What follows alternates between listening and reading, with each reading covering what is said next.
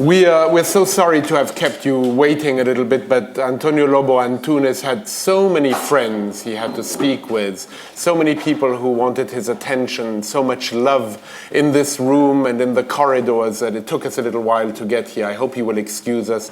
It certainly is a great, great honor to be welcoming António Lobo Antunes here. So a warm welcome from everybody.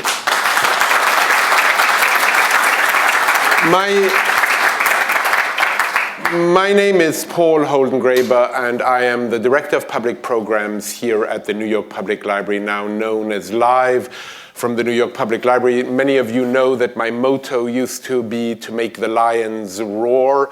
This year we've changed it, and it's expect wasabi.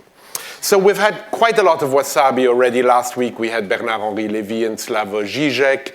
We had Daniel Mendelsohn and Pico Iyer and James Wood, then Robert Badinter. Today we have António Lobo Antunes. I highly encourage you to join our email list so you might find out about other upcoming events. We will end the season with an interview I will be doing of Daniel Barenboim. Before that, Zadie Smith and many other goodies you will want to hear about, I'm sure. At the end of this week, on Friday, I will have the pleasure, I hope, of interviewing Spike Lee. So do join our email list and come and join our live events here.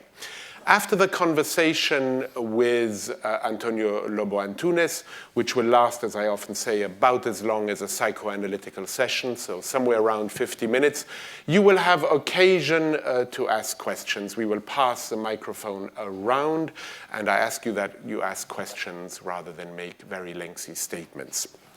192 Books is our book provider, and António Lobo Antunes will be signing books after the event. It is now my great, great pleasure and privilege to bring here someone who can do a real introduction to António Lobo Antunes. That is executive editor Bob Weil of Norton. Thank you.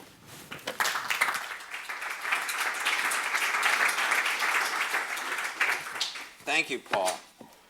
I'm delighted to give this introduction to this evening's event for António Lobo Antunes, which marks his first publication in the English language in 6 years.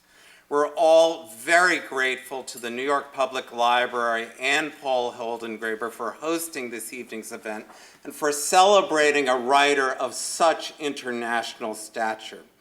I have to comment that Paul has been after this writer for years now, and he sees my list of books, and he has been visionary in saying he wanted António as a speaker and a panelist for many years, and we are truly grateful for his support of serious literary works. I thought that a good way to preface these short remarks is to discuss my own involvement with António's writings, the first being the publication of this novel, What Can I Do When Everything's on Fire, which is being published this month, as well as the publication of his shorter essays, known in Portugal as Crónicas, which will appear from Norton in hardcover next February. This fall marks my own 30th anniversary in American publishing. And I've seen, I think, enormous changes, particularly with a larger culture which, despite the intervention of the New York Public Library Speakers Program, often seems to have jettisoned a deep interest in serious books, literary fiction, especially fiction in translation. All my career, I've made a concerted effort to find and aggressively publish great literature from abroad. And despite the consensus that foreign literature does not sell, my success record with authors like Lobo Antunes, others like Primo Levi, Heinrich Böll, Joseph Roth, Isaac Babel, Pavel Kohut, and although he writes in English, but he writes about everyone foreign, the inimitable Clive James, who brought down the house here 2 years ago, suggests just the opposite. I was, of course, familiar with Lobo Antunes' fiction for many years, and I had read South of Nowhere, first published in 1983, to novels like The Inquisitor's Manual on the Natural Order of Things. So I jumped when Antonio's agent, Tom Colchi, who is seated right here, renowned, really renowned for his own advocacy of great Spanish, Portuguese, and Latin American writers, many of them who are all household names, suggested that I pursue the rights to this novel in 2003. Since I, as an editor, cannot read all these foreign languages, I must rely on a few well-trusted people to recommend the right books that are, or we hope approximate, literature.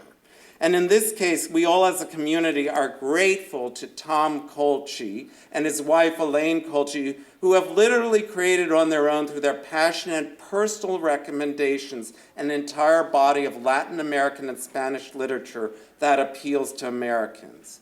Antonio says that Tom has a quote-unquote nose, which is indeed true, and he does what no mere agent can do. Also encouraged by a glowing recommendation from Harold Bloom, who loves Antonio's work, as well as by Henry Finder, the editorial director of The New Yorker, who told me that he deeply admired the work, we came to terms 5-6 years ago with Colchi, and we were fortunate enough to get the esteemed translator, Gregory Rabassa, who's sitting here right to my left, who's translated 100 Years of Solitude and many other great works, to agree to do this translation. What I didn't realize is just what a challenge it would be for Gregory. So we've worked together in one way or another for 5 years, through several drafts, before the unedited final draft was ready for editing last summer, 2007. Paul asked me to speak a little about the whole process of translation. So I'll just, some of the background. We signed this up 6 years ago, so my excitement and impatience increased because Antonio's winning one literary prize after another. The Jerusalem Prize in 2005, the Cohomish Prize in 2007, and just 2 weeks ago he won the Fee Prize, given in Guadalajara at the end of 2008 in November, which for $150,000, which is the first time the prize has ever been given to a non-Latin American author. So last summer, I was finally confronted with this manuscript, then being 1,200 pages of triple-spaced translation. And at first I was a little startled just by the size of the work. I kept lugging around these pages, just not confronting them, until I finally delved into the second draft at end of July, beginning of August. And I found myself, I have to be honest, literally blown away. Like no other work of fiction I've ever worked on before. And I've edited Henry Roth, the great modernist Wolfgang Köppen, and many others. Suddenly, I found myself really almost mindlessly chattering to literary friends and colleagues that Norton might have on its hands permit me as an editor to be hyperbolic, a Portuguese Ulysses, this being the new novel, What Can I Do? Miraculously, out of what can seem at first like an incomprehensible hubbub, there emerge complex characters, a powerful sense of place, and the thread of a gripping story, says Margaret Joel Costa, who's translated the next work. But editing a translation is never easy, and specifically this translation, which often reads like poetry. So in a Kerouac sense, so the best one can do as an editor is not to know the original language, but to listen for the correct idiom, the cadence, the word order, the rhythm, and to help the translator come up with the version which approximates the original as much as possible. We also urge Gregory to do a dramatis personae and a map, which aren't in the other editions, which will make things, I think, much more a compelling read for readers.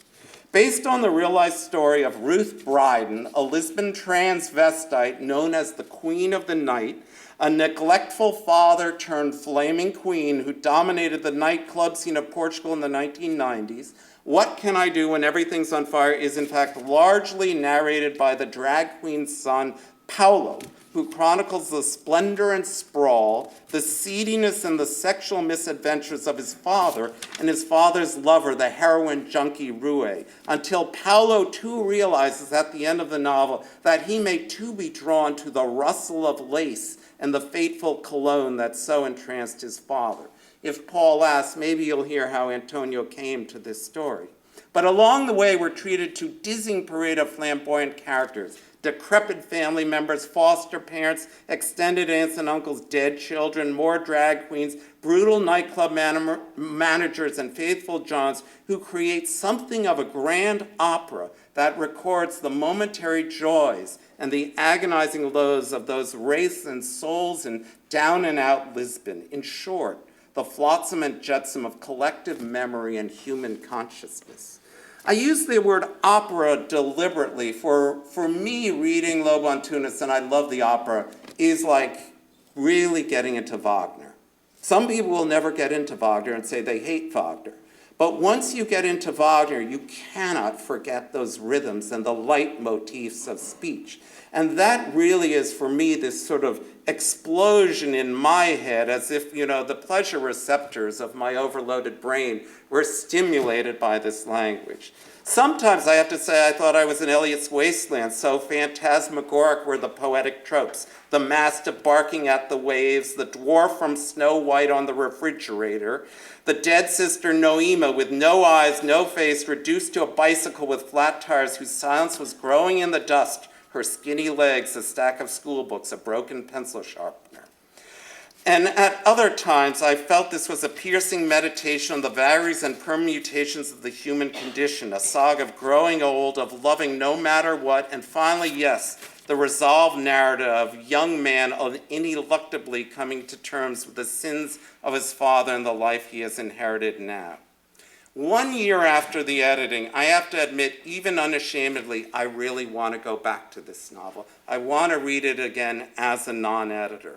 And something people said yesterday at an event at NYU, which I think informs him, there's such an understanding of humanity and goodness and just and somehow in a very, just the goodness of people comes through that, what is this? To encounter the paradise of the pure heart, the homosexuals, addicts, depressives, transformists, lesbians, and lonely people who'd lost their ideals 35 years ago. Antonio gives life and dignity to these people who lost their ideals 35 years ago. And I think you'll hear some of this as I hand the microphone and the conversation over to Paul Holdengräber and António Lobo Antunes. Thank you very much. Thank you very much.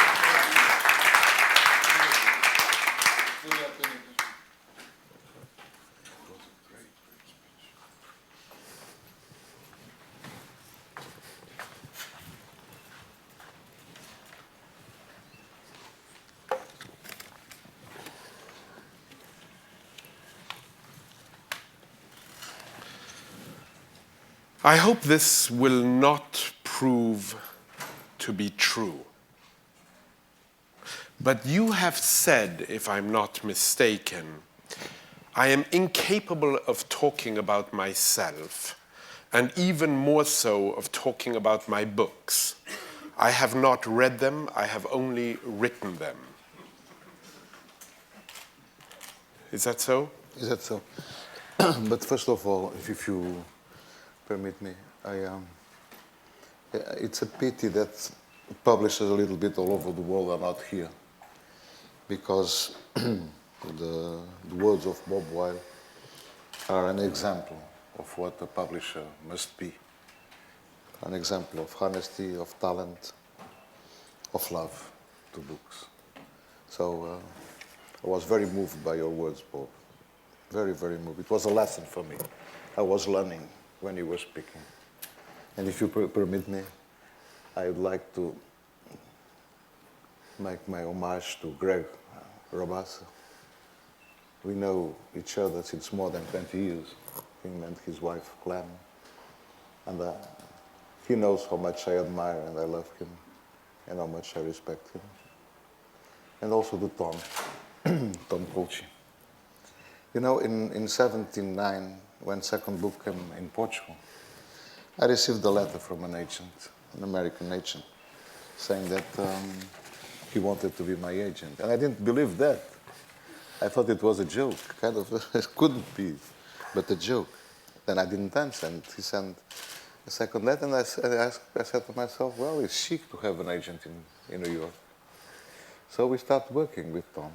And Why didn't you believe it? Pardon? Why didn't you believe it? I was a beginner. It was the second book was coming out, and miraculously he received it from a Brazilian writer, Márcio Souza, who went to New York, and he gave the book to Tom. It began like that, and friendship is like love. It's you met someone and you become a childhood friend.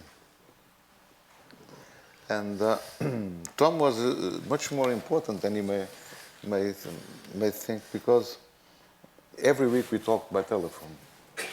And he asked me, "Are you writing?" "Yeah." And yes, but I'm writing shit all the time. And his usual one answer was, "Oh, okay, I'm happy with that, because if you said to me it was writing beautiful things, I'd be worried." I'm sure they would be good." So we were together for years and years and years, and in first very hard times, because almost nobody wanted all of my books, nobody. And Tom must remember that. I said to him, "You're losing money with me, because nobody wants the books, anywhere, nobody." And I will never forget what Tom answered. He said, "Well, you know, we will conquer the world." Remember that, Tom? And we didn't conquer anything, because nobody wanted the books. Then slowly we started. We started by a translation in Random House in the United States, and by a small publisher in France. And little When did Bourgois come on the scene? Bourgois came later, because we had a second Because book. Bourgois is the publisher in France, 10, 12 books. And a great publisher. A great, great publisher. And actually the words of Bob Weil reminded me of a wonderful text that Bourgois wrote just weeks before dying about, you know that text, that I heard Michel Piccoli read it in Lyon this summer. Just such an extraordinary publisher, so important. And you have about 10 or 12 books in French there published by him. It's even more extraordinary when you think that he was dying of a cancer, and he knew he was dying, and he dictated that text during his last weeks. And there's, you know, the first time he was operated, he was a very courageous man. And I said to his wife, "Dominique, your husband is a very courageous man." And she answered me, "No, he's elegant." And so I understood that courage is one of the supreme form of elegance, and he was very brave and courageous. But the Bourgois came in our way later, because we had a second book published by Albin Michel, I think, and then Nabokov, Ivan Nabokov, told, because we are hesitating what publisher, and Ivan Nabokov told us that Bourgois was the best publisher, so we went there, and I'm still there, and now Christian will always be alive, because a great publisher, because his work is there. Well, he talks about his collection as his autobiography in some way. It's the 4,000 books he has published is his life. Yes. And the choices that someone such as Bob Weil makes at Norton are also so important, because they bring us people such as yourself here. And it is very, in this particular atmosphere we live in, though I'm an optimist by nature and don't drink Drano in the morning, elegance is rather rare. Bob is a very modest man, but he's an artist, because a great publisher is an artist. And it's first time we knew by telephone. We talked sometimes on telephone. And since the beginning, I admire several things in him: the cleverness and the nose. The schnoz, we say here in New York, yes. And the understanding of a work of art. We must stop now, because I'm seeing him looking rather embarrassed, which I very much understand. Oscar Wilde once said, and I know you quite like this line, "I am modest, but I understand Oscar Wilde, when asked which were the 10 books of the century, he answered by saying that the question was rather embarrassing to him, as he had only written 4. You're surprised by this phone call you got in 1979, and I'm wondering how you deal actually with fame, with being known. You know, there's that wonderful line of Rainer Maria Rilke when he says that fame is a sum total of all misunderstandings that gather around a new name. Yeah. And so I know you've said a few things about fame, and perhaps we could just start there, though we've started already. You know, it's very curious. I receive lots of manuscripts of so-called young writers. So-called. Yeah, because all good writers are very young. Very young and very old at the same time, like Queen Nefertiti. But what they want me to do is to read them on Monday, say to them there are a genius on Tuesday, be published on Wednesday, and be famous on Friday. And on television on Thursday. Yeah, they want fame, success, and so on. If you want to be a writer, you can't think about that. You can't. It's not important. If you are really a writer, the only important thing is to write.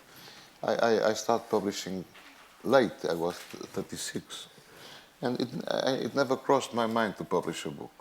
I did the books and then threw them away, and it was very clear for me that I haven't found my voice.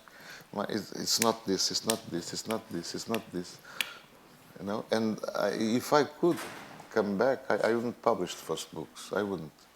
They are not. It's still not what I want to do. You know, and so some books I didn't want them to be translated. And very late, it's only a very few years ago, I accepted that first and third book were translated, because it was not yet what I wanted to do. You know. So, but you must be very humble in face of material, because you are still learning to write. To write is very, very difficult. I feel amazed when I go to libraries and see all those books. And I think what a chance has a good book of a good author, a good young author, for example, to be read. You know, with all that enormous amount of books which are published. For example, in Portugal, it's incredible. They are incredibly bad. Incredibly bad. And some of them, for example, I know fine critics. And why do they write such bad books? You know? Because to write is so difficult. I'm still learning how to write. And even more, it's difficult for me to write. Even more, I understand that you must be... I'm not a modest man, but I'm humble. I hope I have a humble pride. But to write is really very humble difficult pride, you say. Yeah, yes, of course. To write is... how can I say to you? I don't know what I'm doing. In the beginning, I wrote novels with a plan and so on. I gave the plan of a book, a very large book called Father Alexandrino. I don't know if it's published in America or not. It's published here. You didn't know it was published? I didn't. I don't remember because there are so many publishing codes. And I gave the plan to Tom. So in the beginning, I worked with very detailed plans. Then little by little, I understood that if a book is really alive, it has his own life, his own character, even physically. For me, it's a living body, you know. So well, this leads you us... must write what book wants. Well, this not what you want. It's what it wants, not what you want. Pardon? It's what it wants, not what you want. Yeah, which would lead us quite naturally to asking you how you come upon your subject, and in this particular case, how you came upon the subject of this book. Usually, I have no subject. I started the book 25 February this year. I came here with a manuscript, and every day I write. And now at hotel room. And when I finish a book, I stayed 3-4 months. I don't know what I'm going to do, and I even don't know if I'm able to do another book, because a book is kind of a gift. I mean, for me. So I decided in November or December, the 25 February. I don't know why 25 February. We'll start writing. And I started writing in 25 February. I didn't know where I was going. I didn't know anything. I was as poor as a dad, because dads are very poor people. I told that yesterday. When my granddad died, After the ceremony, when my grandmother came home with us, we're old family, she gave his watch to one, his pen, his clothes, so he had nothing. And I was thinking, when he comes back, he has nothing. No clothes, no watch, anything. So now I start without any plan, anything. And hoping that the book finds his way, like the water that you and chooses his way in the flow. It's the words that generate words. So this is a book that you're working on now, that you're describing. The book you started on the 25th of February is a book you're working on now. Going backwards, I mean, truly the Owl of Minerva takes its flight at dusk. Probably later on you can find out perhaps how you came upon something and how it worked. But in this particular case, with this new magnificent book, how did you happen upon the subject? That one? Yes. Where did the inspiration come? Yeah. How did the story come to you? I don't believe in inspiration. Okay. There is no inspiration. Because what is wrong with the word inspiration? It seems like a kind of a miracle.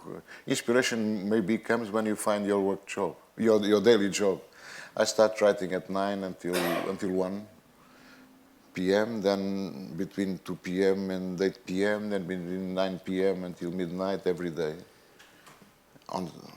Every day, at Saturday, I don't write. I write until 4 p.m. and then the next day, Sunday, I write again. It's a question of work. It's a question of work. I believe inspiration maybe, I don't know what it is, but I don't understand why writing the same 10, 12 hours per day.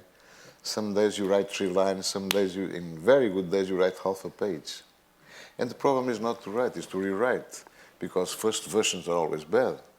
Because the distance between the emotion, what is in the paper is enormous. So all your work is rewriting and correcting until those things, you know?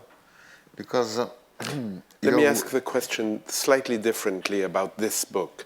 Where did the story come from? I don't tell stories, I write.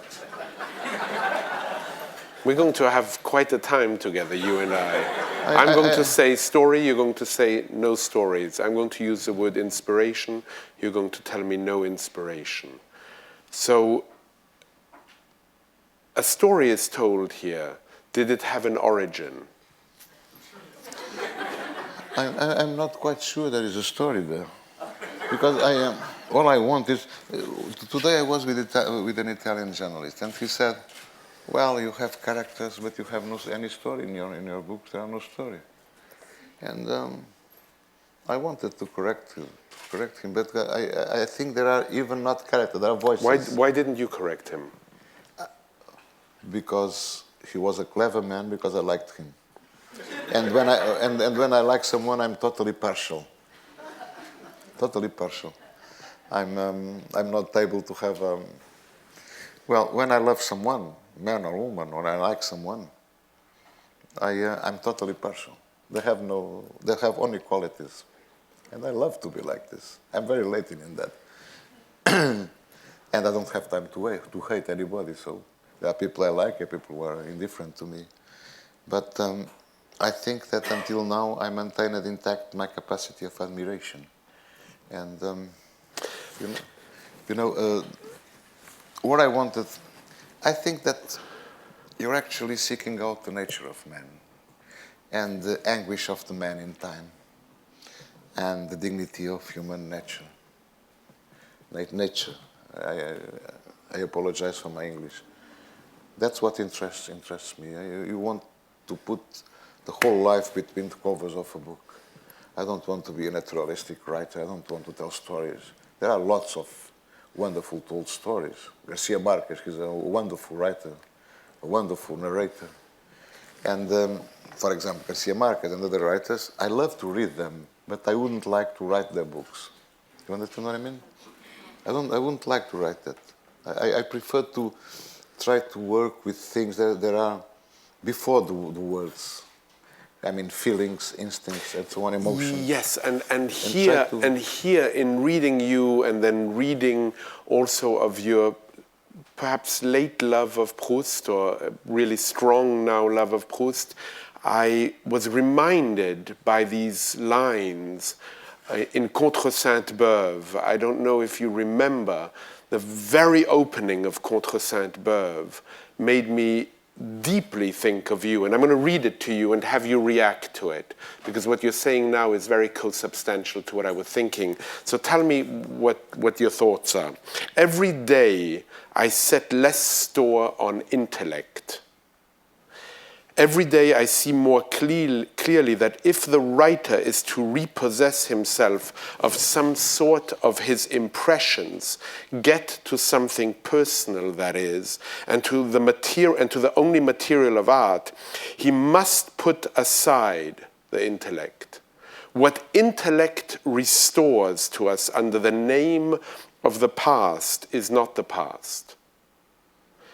In reality, as soon as each hour of one's life has died, it embodies itself in some material object, as do souls of the dead in certain folk stories, and hides there. You remember what Céline said about Proust? Il a une sorte de talent.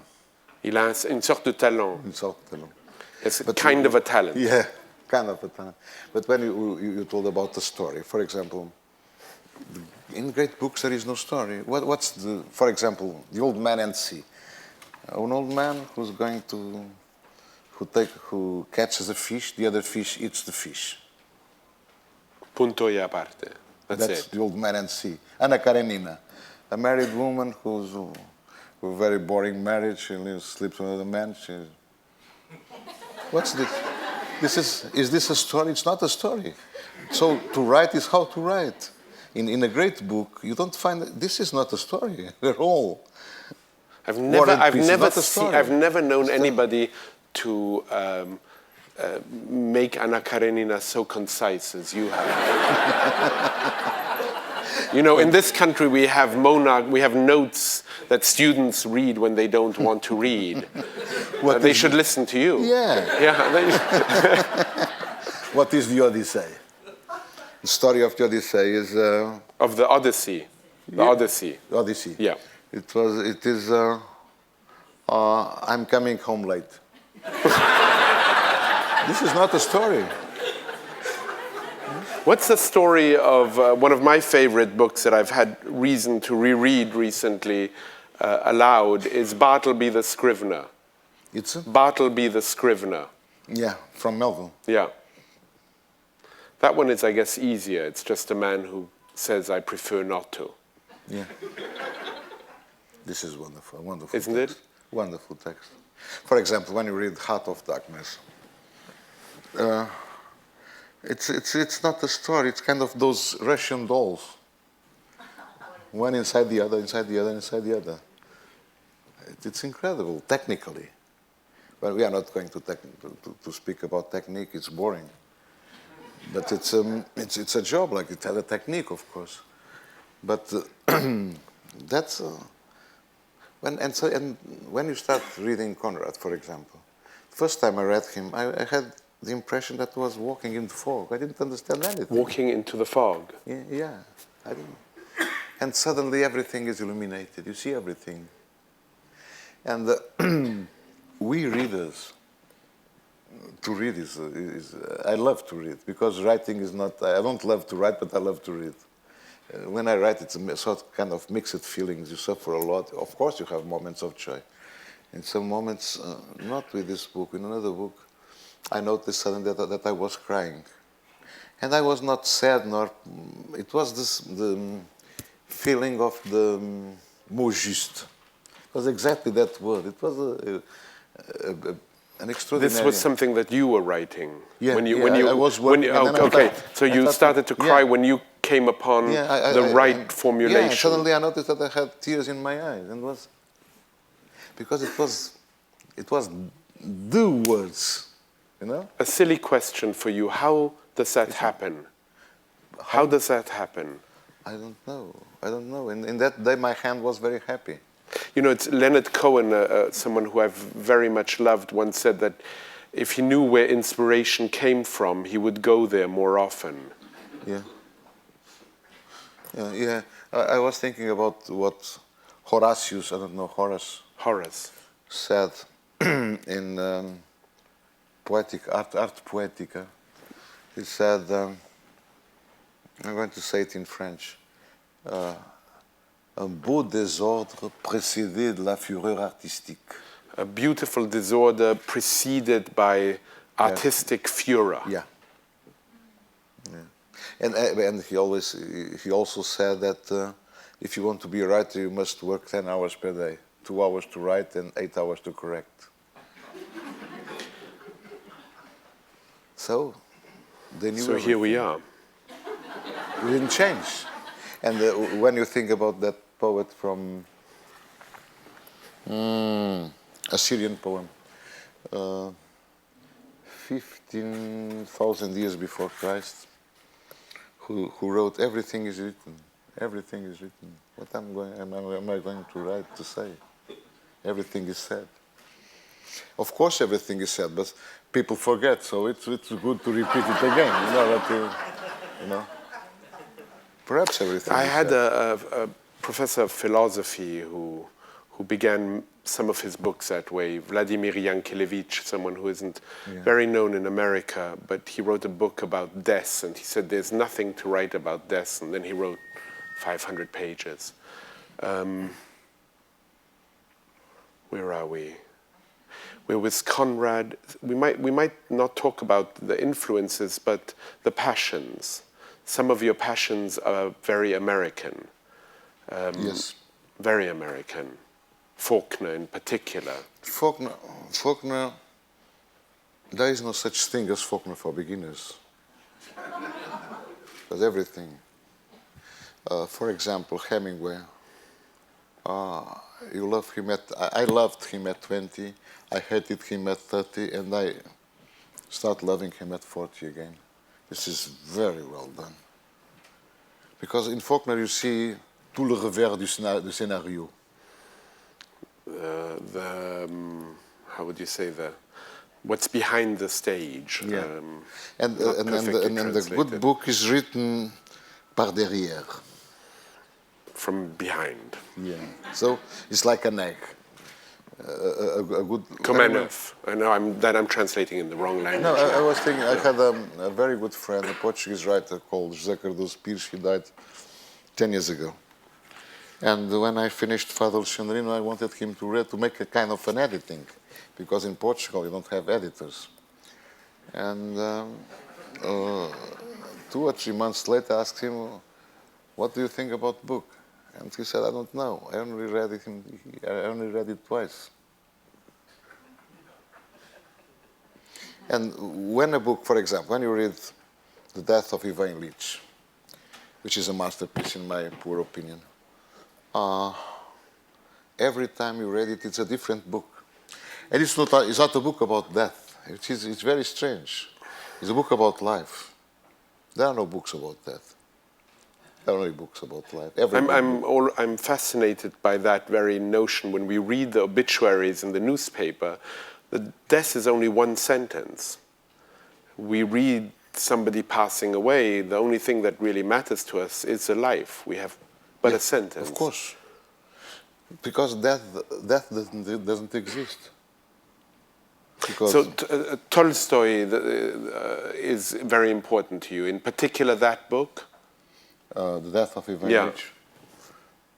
Oh, so many books were important. When you ask a writer, writer is a very important title. People do books. There are very few writers.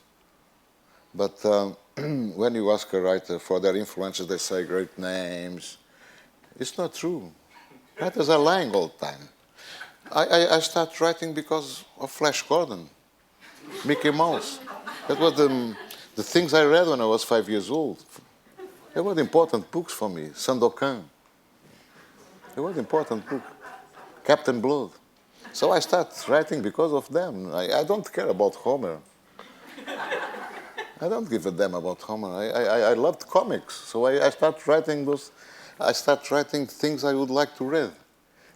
And this remains the problem of a writer all over his life. He always writes the books he would like to read, and finally he doesn't read them because he wrote them. This is it's a very curious position. You were talking about Faulkner not writing books for beginners, and you compared and contrasted him with Of course, Heming. he's a very good writer. No, I didn't say you didn't say so. I just said that you said that Faulkner is a writer who demands a certain amount of effort. Difficulty is. I don't think so. Okay, let me phrase this differently for you for a minute. I'd like to get to one point which I think is important in your books, and I think I would love to hear you talk about this, which is the relationship between taste and aging, entre le goût et prendre de l'âge. What we love when we're young, and when we reread it as an older person, how our taste changes through time. And what we remain faithful to. Well, the relationship between aesthetics and aging is something that I think is quite rarely addressed, and I think quite important. You know, Paul, sometimes I think that we have the age with which we are born. I mean, some people are born with 30 years old, some people... Thucydides said that some people are born with grey hair. Yeah. Remember that? Yeah, yeah. Yeah. So I'm trying to figure out how that might. I'm trying to see if this helps me out. You must. How can I explain? If you really want to, an artist must keep. All great artists say a certain virginity of the eye, and of the mind, of course. They are so naive. They are anything more stupid than a clever man. You have said, I don't really like intelligent writers. What I like a lot, as any curious person would, are accidents. I like writers who talk to us with their guts, avec leur tripes. J'ai lu ça en français. Like Victor Hugo and Montaigne. Yeah, you know, for example, Nabokov. That's my opinion. He's a very good writer. But he irritates me all the time. Because I'm reading him and he's saying to me all the time, look how clever I am. Look how clever I am. Look how I do this. Look how I handle technique. And it's the book who must be clever, not the author. I don't want the Nabokov saying to me, look how clever I am. You know what I mean? So, for example, you talked about Victor Hugo. Sometimes you look like stupid. Even Faulkner, sometimes. Isn't it? And boy, it's so good what he does. So good that he does. In that period between 28 and 40, in 12 years, he made the world. He made the world. Let's go to your training as a psychiatrist and the fact that you've written that you still like the smell of hospitals. And you've said that you go to hospitals from time to time since 1985 so as not to feel that you yourself are going mad. What is it? I mean, it was the most amazing comment to have read that. What are you seeking on these journeys to the hospital? What do you do there when you go there? And is there such a big distinction in your mind between sanity and insanity? Well, you know, I came from a family of doctors. Yeah, your father. My father was professor at the university. I have two brothers who are doctors. Well, grandfather, great-grandfather, uncles, and so on. So I'm the eldest son. My father had 6 boys. We are only boys in family. And when I was 14, he asked me what I want to do. I said I want to be a writer. And he was a very democratic man, so he said, oh, it's a very good idea. So you are going to study medicine. more or less like this. And then he explained to me, if you really want to write, it's better to take a technical formation, so it will help you to structure your blah, blah, blah, blah. So Was I he, went was to he medical right? school. Was Pardon? he right? Yeah, I was right. I wrote. Was he right to My father? Yeah. He wrote a lot of professional articles. And Was he right to tell you to go to medical school? because it was the Brazilian tradition of my family, because he was son of a Brazilian. He was, and but he tried to write. In the end of his life, he showed me short stories he wrote. What I meant to say is, was he right to tell you to go to medical Pardon? school? Was he correct to tell you to go to medical school? He was right. Now I agree with him. But you know, it was.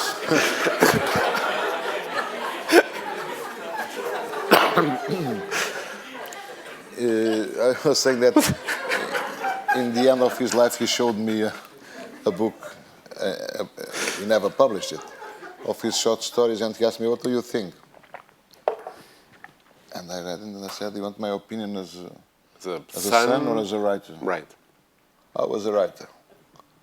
As a writer, your book is a shit. Which was true. Because he was not a creative man. He didn't have any humor. It must be terrible to have sensibility and to not have the moyen d'expression. The means to Yeah. tell things, Yeah. to express. So I was 16 years old, and I was very precocious.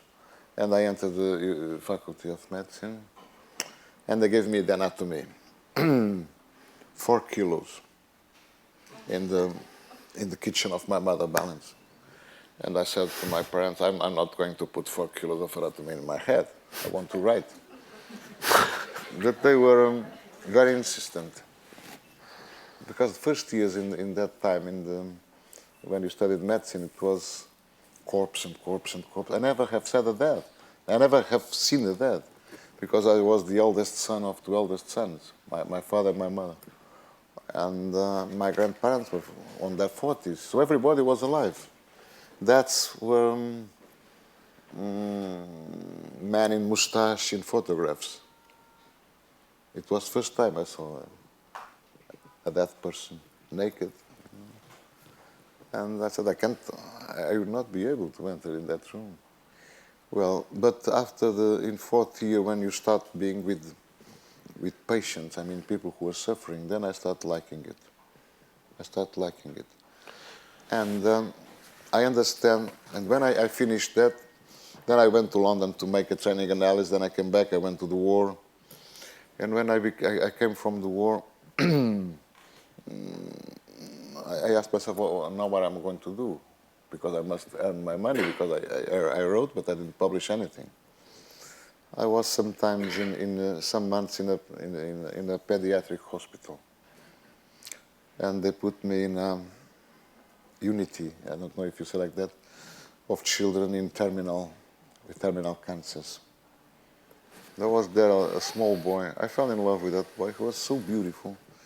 A boy of 5 years old, dying of leukemia. And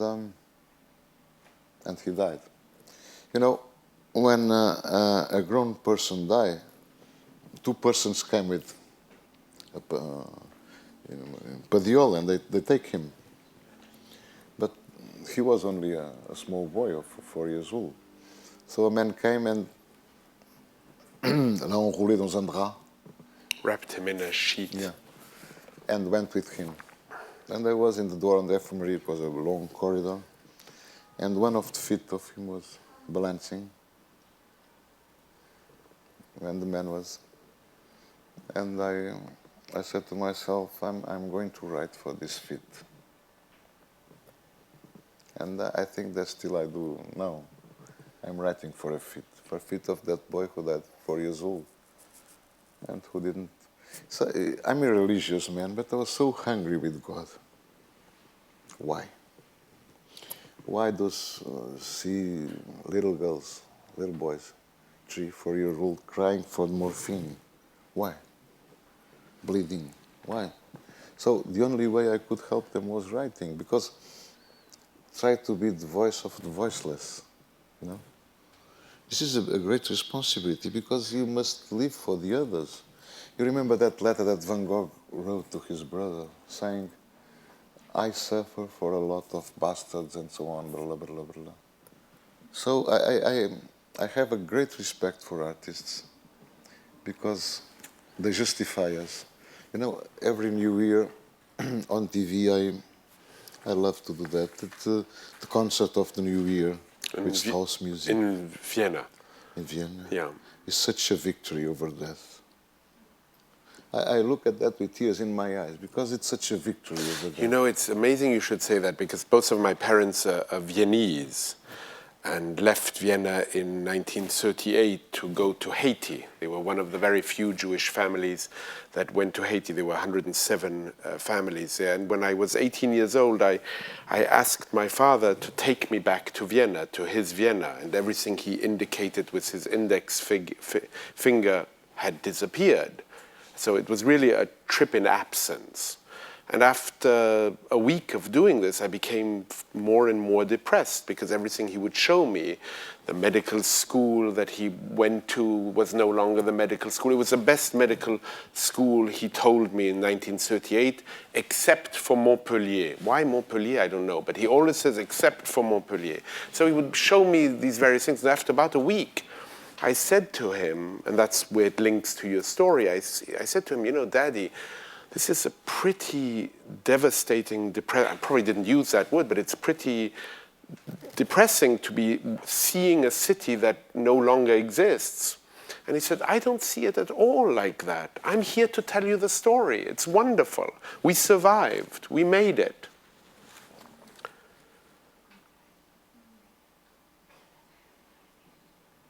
Yeah, so we must be faithful to that honor. You speak about aging, you speak about childhood. You have this wonderful line about childhood that I adore, about going to see your parents. You say, whenever I go to have supper at my parents' house, I leave with my childhood stuck in my throat. That's from this extraordinary book that I highly encourage people to get in when it comes out in February or March of next year, called The Fat Man and Infinity and Other Writings, the Chronikas, which is the way I discovered you at first in French, in the Édition Bourgois. I know that those books are very much read in France these days. I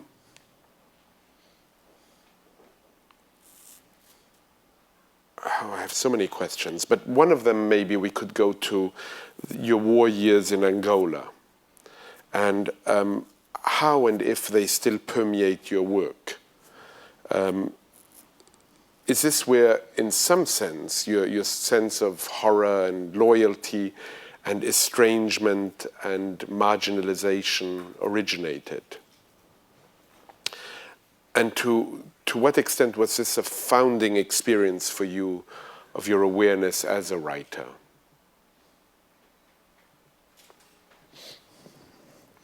Not as a writer, as a man, because I had a Ptolemaic conception of the world. I was the center. And in the war, I discovered I was only one boy. How old were you when you went? I spent 4 years in the army and 27 months in the war. But we are not going to talk about the war. There are no such. It's the more horrible thing in the world. Nobody wins a war. Everybody loses.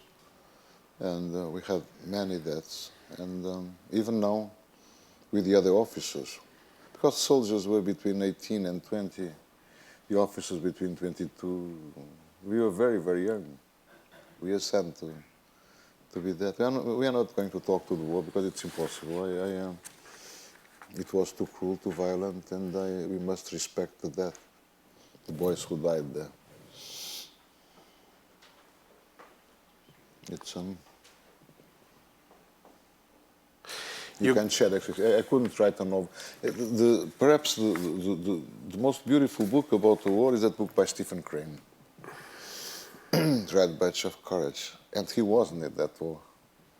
He had an experience after that, as you know, but he was not in that war. Because if you really was in the war, you can't write about it. You can't. You can't. And it changes you. It was important for me as a man because suddenly I understood a very important thing for me. I was only a guy between other guys. And most of them were better than me. They were brave, they were courageous. Because, you know, that was a very unfair and horrible and just unfair war. And most of the officers were against the war. But when we were there, we didn't discuss if the war was fair or unfair. We just want to survive. We just want to be alive the next day. Because the first year it was very, very violent. For example, Americans went to Vietnam, yeah, soldiers and so on, for a year. Every month they had a week in town. Our soldiers spent 27 months, at least, in a poor Vietnam. We had no food. The liberation movement was better armed than us. Much better armed than us. So I'm not talking about that, but it changed me in that suddenly I understood that I was a nobody. I was only a man afflicted. I was afraid, of course. And then I understood that courage, to be brave, it's only not be afraid to be afraid. Because everybody was. Because anybody is prepared to death. Nobody is prepared to death. And same time, as an officer, I had two bodyguards. One of them was killed. He was a beautiful boy, blonde, blue eyes, very nice. With a fiancée, he was very much in love. And I can tell that because it's in the Judaskus, published here south of nowhere. I must translate again that stuff. And when soldiers said to me, he's dead, I said, no, he's not dead. Put him in my bed. And he was there for almost 48 hours. I couldn't admit he's dead. He couldn't be dead. How a 20-year-old boy full of life could be dead that way? I can't speak about that because I wrote it. But experience like that changes you a lot. And you became even more humble. And what I was saying, to be alive is such a honor. And, you know, 18 months ago I was operated from a cancer. I went to the hospital and to make a colonoscopy. And I thought I had hemorrhoids. And when I wake up from the colonoscopy, I ask, well, the hemorrhoids are over. Oh, you don't have hemorrhoids. What do I have? You have a cancer. It's such a surprise, you know? Such a surprise. I was in the middle of a book. And I asked the surgeon, who was a friend, I want you to operate me tomorrow. And she said, I don't know if I can operate you, because I don't know if you have metastasis. And if you have metastasis, I can't operate you. So we made a tomography, no metastasis, he operated me. But he said, you know, you can't have metastasis between the X-rays of the tomography. So I was a very lucky man. I think it's a nightmare which is over. But that fact also changed my life, because suddenly, you know, I had to make chemotherapy, what they call preventive chemotherapy and radiotherapy and so on. And it was in a public hospital. Lots of people. A TV set, nobody looked at TV. Reviews, nobody read reviews. Nobody talked with anybody. Everybody was alone in his island of solitude. And I remember a very old man, very poorly dressed, with coat, trousers, but full of stains. And he was no gravata, No tie. no tie. And when they called him, he was going to die. He was very, very, and with that collar, horrible collar. And he advanced he walked to the guichet like a prince. Like a prince. And that man is much better than me. And I felt guilty because I thought, I'm going to live and they are going to die. So suddenly I was ashamed because I was going to live. It was the only time I had that feeling. I was ashamed because they were going to die and I was not going to die. I saw there girls, women, ladies with Wigs. And in fact, they were crowns. They were queens. And the dignity and courage of those people. I don't like the word patient. They were kings and queens who were there. Because that dignity in suffering, I hope that when my time comes, I will face that with the great unknown, with that dignity, with that courage, with that beauty. You know? So, what's a writer? Is it the only thing we can do is what I told you, to write to say what they can say, to be their voice. I was thinking about that first verse from Keats in the Endymion. A thing of beauty is a joy forever, and to restore the dignity of man. Our dignity and our victory over death. Before coming, I was reading a book I like with interviews of Mark Twain. I'm a great admirer of Mark Twain. And it's such a victory over death.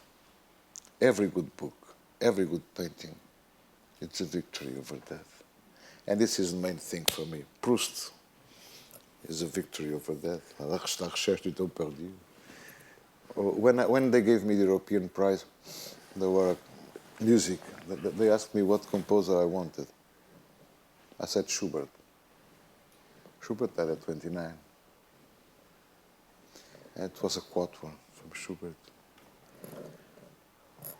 My God, it was such a victory of the dignity and of the man will prevail and will endure. And there are people like that, like Schubert, like Velázquez, and so on and so on and so on. Like me, why not? Like every artist.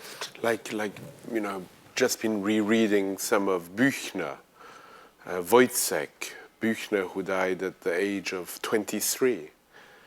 And before dying, the last work he composed was a dissertation on the nervous system of fish. It's just an extraordinary fact to learn that this play that then became this great opera of Alban Berg was written by a 20-something-year-old. When we were, just before coming on stage here, we visited the reading room of this library, and it was, you told me, your first visit here. Yeah. And you were rather silent throughout the visit and just looking at the reading room, and then you just said to me, you didn't say this is victory over death, you just said this is paradise. Of course. This is paradise. Which might be a victory over death too. But for me, paradise is that there are. I think that in life there are only two important things. Three.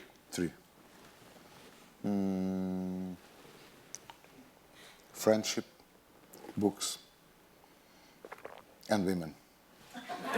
In that order? Oh, the order is arbitrary, and now I can talk about it because my wife is there. So, but friendship is the most important thing in life. A man, my grandfather was not an illustrated man. I never saw him reading a book. But he said me several times, and he was right. A man without friends is nothing. And he was right. A man without friends is nothing. So the good thing about books, perhaps the best thing, is the known friends you make through them. you know. You make through them. Emily Bronte, she's my friend. Chekhov, he's my friend, and so on, and so on, and so on. Easier friends than some of the living ones. Yeah. Yes. If you ask me what living writers do you like, Emily Bronte, she's alive for me. Let me ask you that question again. Pardon? Let me ask you that question again. What living writers do you like? That's a very tough question for writers. No. For me, these people are alive, and they will remain alive as long as I live. When, for example, the more I'm going to answer your question. The more by the way, you really don't need to. The more extraordinary painting I know, in my opinion, is Las Meninas de Velázquez, from Velázquez, and the most incredible criticism and most perfect criticism of that painting was made by Théophile Gautier, the French writer of the 19th century. When he saw the painting, he said, "But where is the painting?" This is an extraordinary criticism. But I didn't know that, but that really, you probably know that extraordinary text by Balzac, Le chef-d'œuvre inconnu. Yeah. It's completely consonant with that. Yeah. And then when you think that he died at 49 with that, it's incredible what he did. But we are very far, answering very directly to your question, we are very far from the 19th century, where you have 30 geniuses writing at the same time. In Russia, in France, in England, United States. I mean, talking like that, Tolstoy, Gogol, Pushkin, and so on and so on. In England, the Bronte sisters, 3, Lewis Carroll, Dickens, Thackeray, Wilkie Collins, and so on. Here, Hawthorne, an author I have a very special respect, Melville, Whitman, Poe, and so on, and so on, and so on. Now, this is my opinion, if you have 5 very good writers all over the world, it's not bad.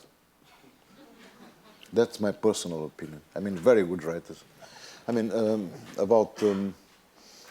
I knew, for example, there are many things that I'm grateful to Tom Colchi. One of them was the discovery of William Geddes, which I didn't know.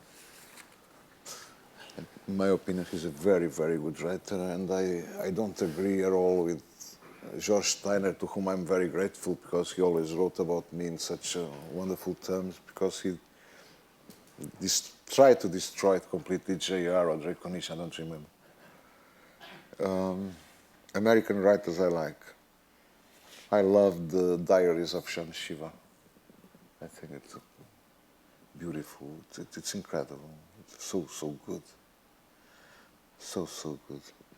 A good page of prose is where you hear the rain. He wrote that. Say that again. Yeah, I didn't catch it either. A good page of. Good page of prose, une bonne page de prose est une page où on entend la pluie. Ah, une bonne page de. A good page of prose is a page where you hear the rain. I was saying that because I spent a very amusing week with Norman Mailer in Gothenburg, in Sweden, and we always spoke French, and his French was horrible. It was horrible. Je vous aime parce que vous êtes juif. He to me. I love you because you're a Jew.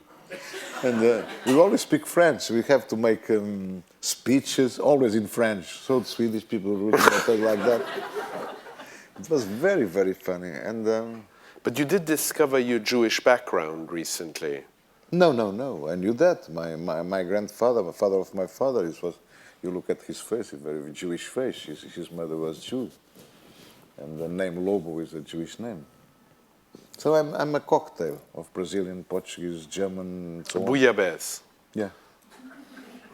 Brayton, I was telling Brayton Braytonbach that I was going to have the pleasure of conversing with you, and he would have loved to come tonight, but doesn't have the gift of ubiquity. He's doing something at the 92nd Street Y tonight, and he said to me that he sees the Portuguese as people of the wind. People of the wind, du vent. And the wind is forever, but it also drives us mad, blows over the brink of the ocean. And he was wondering in what way you consider yourself as a Portuguese writer or as an African Portuguese. Oh, well. You remember Hokusai, the painter? Yeah. I was actually thinking about him before when you were saying that it will take you until the end to write, because he said that it will take us 150 years to paint the mountain. Yeah. I go to the mountain and I haven't yet arrived really at painting her. At 80, he said, if God would give me 5 more years, I would become a painter. Oh, yeah.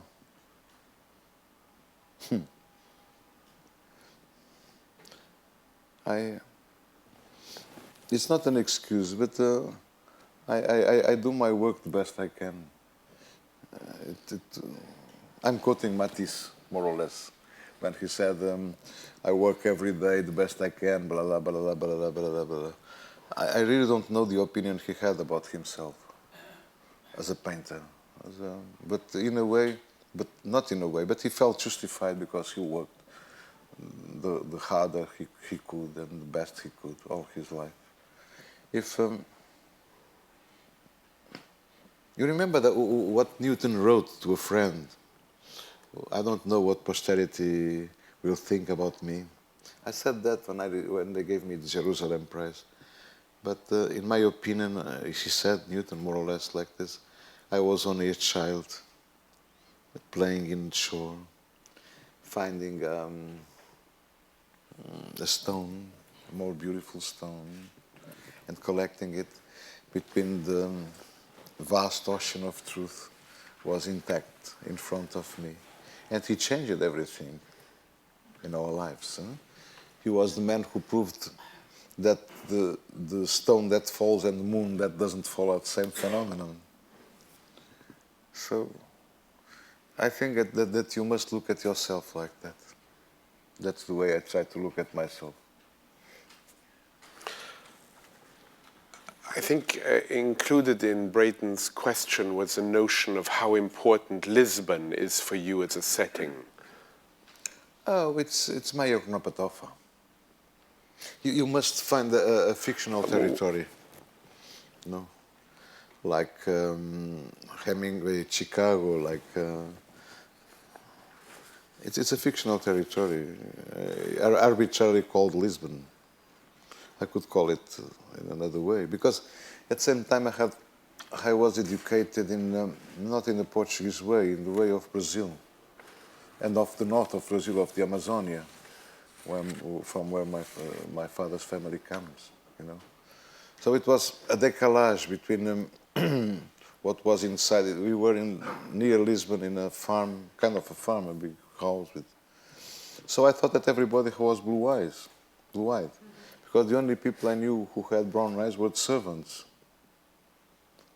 And it was a very self-centered family, because north of Brazil is very conservative, very endogamic. So I always had a very strange relationship with Lisbon or the city or the country and so on. I don't have any nationalism inside me, because it was in the name of those big abstract substantives that they sent me to death. I mean, honor, country, patria, so on, glory. In the name of that, my generation, and not only my generation, went sent to the war to die there. And it was not the generals, not politicians. It was small boys, innocent boys. And you remember what Saint-Exupéry said about the young soldier who died in the war. He said, "C'est un peu dans chacun de ces hommes Mozart assassiné." It's a bit in each one of those, in each one of them, Mozart assassinated. Yeah. In each one of those boys. I thought a lot about that. How do you understand that? Pardon? How do you understand that sentence? I think Comment comprenez-vous cette phrase? c'est un peu de chacun de ses hommes Mozart Oui. assassiné. Parce qu'ils sont si pleins de promesses au regard de l'avenir. Donc c'est une question de là. They are filled with hope and in some way. Au regard de l'avenir. We're back to that image of the foot in some way. Yes. I'd like to read something. I mean, there's so much to read, and just one little passage, and then we'll soon open it up to questions. In one of your chronicas, which will appear next year, entitled Museums, I very much enjoyed this beginning. They say that the painter Bonnard, they say that the painter Bonnard's, they say that the painter Bonnard, briefcase under arm, used to visit the museums exhibiting his works. When the attendant wasn't looking, he would take a palette out of his briefcase and retouch the canvases. I like to think of the aging artist dressed like a bank clerk from the 1920s, wearing a bookkeeperly tie and hat and beard that in photographs looks fake. And who can say it wasn't? Secretly amending his work like a nervous child. On the very few occasions when I visited a museum, I've always harbored the absurd hope that I would find him there, glasses perched on his nose, correcting his paintings. Since I never did see him, I was almost always bored. In those places of contemplation and ecstasy, I'm more fascinated, I think, by the burglar alarms than I am by the pictures. That's the way a small boy looked at it. Because very soon they took me to museums and so on, and it was a small boy, it was very boring. I was not prepared to that. For example, at 18, 19, when I saw Ingmar Bergman movies, for example, it was very boring for me. Now it moves me to tears, because our condition, we are always, all of us, we are there. Well, this And is I the was not notion of prepared to aging, of certain things that strike you at a certain age Yeah. and don't strike you. And as you age, they inhabit your intellectual, not your intellectual, your ability to comprehend them, to fall in love with them. Yeah, I was immature a long time. I think that I started to be a man in the war, if I can say. I think I'm being very pretentious because I'm still. What I see when I look myself in the mirrors, it's a young man with which dont l'enveloppe s'est usée. The body has been used up. Envelope is not really body. It's, how would you say? Yeah. Because you look at that face, because I always had that feeling, even though I was a child. It's not me. I'm different. That no, it's not my own. It's very strange. I'm another one. Je suis un autre. Yeah. No, I'm very cultivated tonight because I was thinking about what Nerval, the French poet, I like him very much, wrote behind his photographs, I am the other. We are always other people. Well, you write in another Chronica, Antonio 56 and a half, the things that we call circumstances, and that is quite simply what we allow life and people to do to us, obliged him to reflect ever more deeply upon himself. At 20, he thought time would resolve all his problems. At 50, he realized that time itself had become the problem. It's marvelous. But in fact, we live in function of eternities. My mother, she lives eternities of 6 months, which are so big. I was saying that yesterday, but when Marie Antoinette said to them, only 1 minute, and that minute, or when we ring in the morning and 5 minutes more in bed, and those 5 minutes are eternal. So what happened to me with cancer? And suddenly eternity was taken out from me, because you can't live without eternity. You can't. And a good doctor is someone who gives you your eternity again. No matter what, because 10 years, you have 10 years or 20 years, they will never pass. They will never pass. Because perhaps years are very fast, but minutes are so slow. When you are in the dentist chair, for example. So time is the main problem when you write. How to deal with time. Proust did it beautifully. You remember the end of the La Recherche, when suddenly he found all those people. What, Thomas Mann in the Magic Mountain? Yeah. I'm thinking. Thomas Mann is to Germany for my taste, because I have a German grandmother. Nobody's perfect. Yeah. I don't know. Well, to finish with a writer who writes in German, there's a line I've always loved of Kafka. He said, "There is hope, but not for us." That is very beautiful. I remember when I was in Romania to a prize, and during the communist dictatorship, people used to say, does life exist before death? Is there life before death? Yeah? This is the most horrible sentence I ever heard in my life. Before death. Thank you very much. Thank you.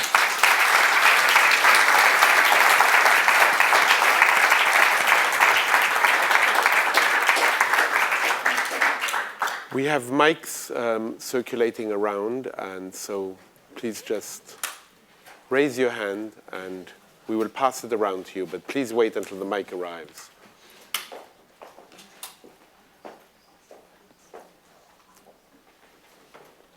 And if you can bring up the lights also.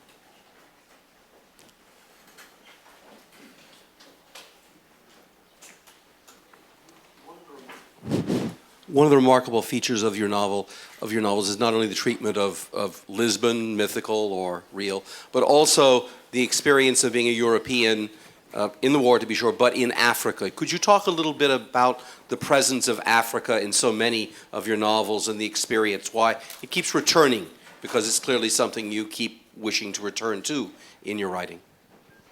I'm sorry, sir, but with that microphone, your voice, okay. it seems to me that you are God in final judgment. L'Afrique est toujours présente dans vos livres. C'est comme si vous aviez toujours envie de retourner vers l'Afrique. Pourquoi l'Afrique est toujours là, présente? You think so? I don't know, but Angola was the most beautiful place where I was in my life, you know? I was in there in a horrible condition, but it was so beautiful, so sensuous. So the smells, the colors, everything. The people. The joy of the people. The music. They have the respect for the old people. The real democracy they have. Real democracy. I'm speaking about democracy in the sense that Gore Vidal used it in his famous essay about democracy. It was so everything was. It was a miracle for me. When I arrived there, I looked at the sky. I said, "What I'm doing here? I don't know this sky with different stars and so on." And I never went back. But perhaps next year, I don't know. But for me, it was an unique experience. But at the same time, it was so many suffering But, you know, I think that everything is returning to me. I mean, all my ages, all my days, all my yesterdays, as Shakespeare said, and Edward G. Robinson used that, this title of his autobiography, which is splendid, all my yesterdays. So all my yesterdays, they come to me. And Africa, of course.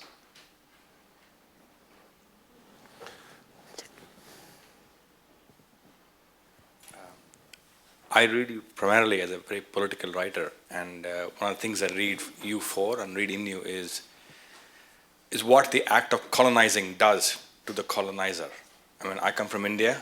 I grew up in a place not too far from the last Portuguese colony in India, and one of the things that I picked up quite remarkably, and what I see in you is you're very flexible in the way you depict it, what it does to the body of not a nation, but its inhabitants, like in Acts of the Damned or in bits and pieces of, Father Exadrino. What happens? What the act of colonizing does to the colonizer? What the act of colonization does to the colonizer? Le rôle de la colonisation pour celui qui colonise. I don't understand. What colonization does to the colonizer. Ce que, comment on dirait ça en français, ce qui arrive au colonisateur quand il est colonisé. You know, quand il colonise. Yeah, in that sense. I think that I don't like to talk about countries, my country now. But I think that Portugal is the last racist country I know. The least. We're not racist because we are too poor. We are too poor.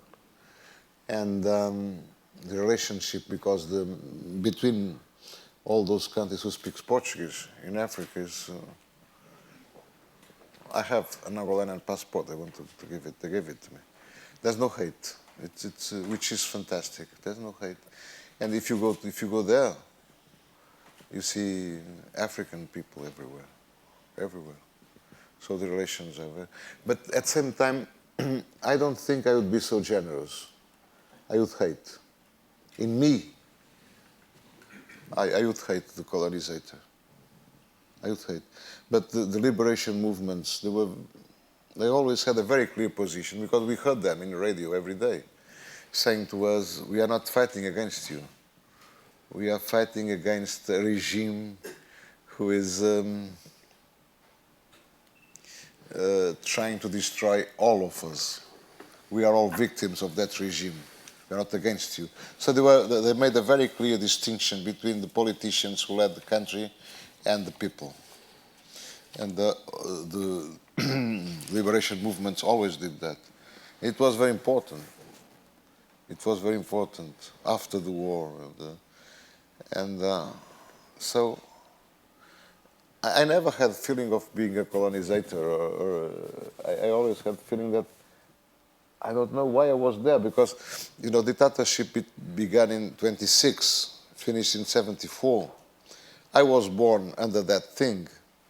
From time to time it appeared in newspapers, things like the police put in jail I don't know how many communists and other Democrats. It was like that. And the word democracy was, everything was forbidden. Everything. And I was born in that. I understood what democracy meant with La Fontaine. Because when I read a fable where he said that a dog can look at the bishop, I was so surprised, you can't imagine, because it was the bishops who could look at the dogs. I mean, in that country, you know. And you didn't have a passport to go abroad. You must go to the police. They could give it or not. And you must give an amount of money to, and only to very few countries, so only rich people could travel. We lived cut from the rest of the world. So we were born under that, and people were afraid of talking politics, even in family, because they didn't know who was going to tell the police. Could be your sister, your mother, your wife, your husband. So, you know, and which was more strange for us, who were born under this regime. That was very natural.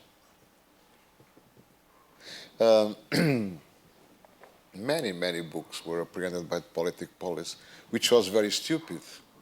There is a famous story that once the police entered in a library and took Stalin, Lenin, and Racine. So it was a very stupid police, as all police. And after the revolution, that is always happened, all those people were recuperated by the information services, like the American did in Germany after the Second World War, and so on and so on and so on. It's so funny because those cruel assassins and so on, they went several months in jail and then released. And perhaps they are there, and they are there, working, you know. This is very funny. This is very funny. I don't understand that, but it's very funny. Huh? And it happened in East Germany, same thing. And it happened after the Second World War with with winners. I mean, the Allies did. So, I was saying that I received a decoration from Mitterrand, French president, and I admired him before knowing him. He was a small man. He doesn't look at you in the eyes, never. And comparing him to de Gaulle, he said, I was a very unlucky man. I didn't have a war. See? So it seems to me they are all the same. All the same. They love humanity. They don't love person. They don't love people. Well, of course, every 4 years, they kiss boys and so on. Democracy is liberty to vote. I mean, in Europe, where I live, if Portugal is not Europe, it's a very strange place. But that's the only liberty you have. That's the only liberty you have. I have a question. I share your love of Schubert, and I wonder if you share my love of Chekhov. I can't. She shares your love of Schubert. Do you share her love of Chekhov? Of course. You know, he's an extraordinary writer. That's one of my favorites. Because, you know, when you read his theater, it's his theater that amazes me. He uses sentence like, it's cold today, tomorrow we are going, all common words. And with this apparent, these words so common, so simple, so he recreates, it's all the world is there, all of our feelings are there with such simple sentences. But if I had to choose one play, my favorite play is not a Chekhov play. My favorite play is by Eugene O'Neill, Long Day's Journey into the Night. That's, for me, I love that play. But of course, I'm a great admirer of Chekhov. Of course.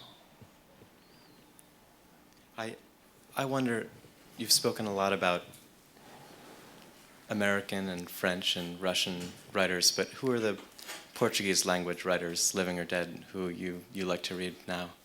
Qui sont les écrivains? Vous avez parlé beaucoup des écrivains français et américains et autres, mais quels sont les écrivains portugais que vous aimez, vivants ou morts?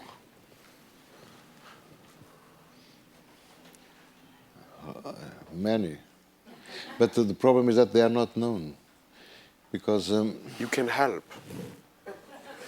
And I even don't know if they are translated, you know. You can still help. We have Bob Weil here. We have great poets. We always had great poets. I think it's our way of expression. Camões and so on, lots of them, lots. Even now. I can tell you the name of 15 very good poets writing now. I don't find more than 2 or 3 good prose fictions writers. I'm not saying names because if you when you say a name, you're always excluding the others, and you have the tendency to love the people who belong to your family. I mean your literary family, who in a certain way prolonge your taste and so on. I'm very partial in my opinions. You can't. I'm not a reliable guy when I say what I like or not, because I mix my. But we don't have reliable guides. I mix my passions and my ideas, you know. Not such a bad thing. Pardon? Not such a bad thing. Yeah. So I only can speak with passion. I think, I hope, I'm sure there are very good. Must have now writing some young writers, because and as I believe that there are writers from the African countries who speak Portuguese which are good. But the only judge will be time. I don't know. I don't know. And it's very difficult, because when you know a man and you read his books become different because you know him. I remember when I knew George Amado, and we were close friends in the time of your life. Remember that photograph we had in Paris with George and Sabato? I loved George. I think he was better than his books. He was an incredible man. So as I loved him, I tend to love his books, you know. And for example, to read a book written by a friend, it's a very dangerous experience because I'm always afraid. Because he must, it's like trapezio, an artist on the circus, he must leave one to catch the other, and he can fall. I'm always, he did it. So to read something a writer, a friend or a writer you love writes, it's always very, very difficult, because I don't want them to make a bad book. I don't want them, because, you know, good books are like tigers. They don't kill between themselves. So I don't understand envy or jealousy. I don't understand that, because the good books, it's always a joy to discover a good book. It's always the pleasure of reading is one of the greatest pleasures I always had in my life. Always. Thank you very much. Thank you.